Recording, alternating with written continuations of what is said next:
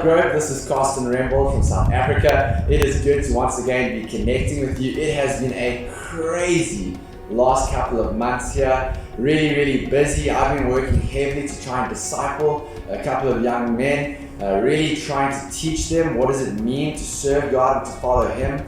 And really seeing great fruitfulness from that, seeing them being able to grapple with the scriptures now, seeing them being able to understand why the gospel really is so important for all of Christian life.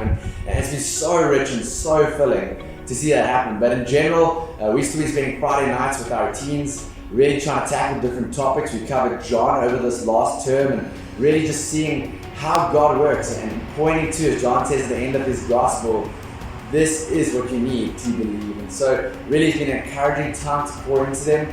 But more specifically, we ran a day camp trying to bring together the different cultures of our two places where we have teams, and really saw great effectiveness in relationship with them, seeing that grow cross-culturally.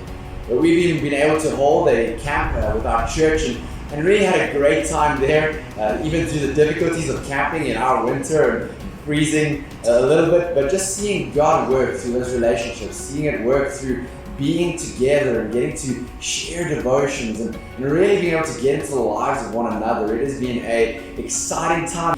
I personally have spent a lot of time just trying to get to know as many people as possible. From the oldest in our community to the youngest. It really has been a privilege for me to see the life experience that these people have and really being able to learn, trying to grow from that, even in my own training, trying to understand and see, wow, you've been in ministry this long, or you've really had these experiences. I got to speak to a couple that were saved in their 40s, and they're now sitting in their 70s, having worked hard for God and His kingdom, and just realizing more and more that God doesn't necessarily have a timeline that we have, but just being able to be excited to see Him work. It really has been an interesting time, even just trying to study, learning this time a bit more about church history and getting to go back to those times when the church first began and see what is God doing since then.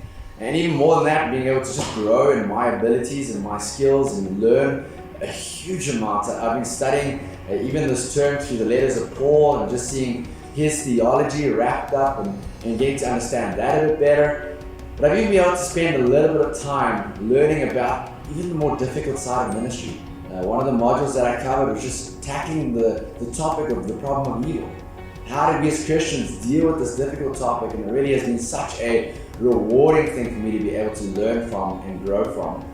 But as always, God throws us curveballs, and so even just a little bit of why this message has been so delayed. I ended up about 2 months ago popping my ankle out and needing to have surgery, and so I'm sure you'll see some of the pictures show up of that and the lovely pictures that the teenagers drew on the cast.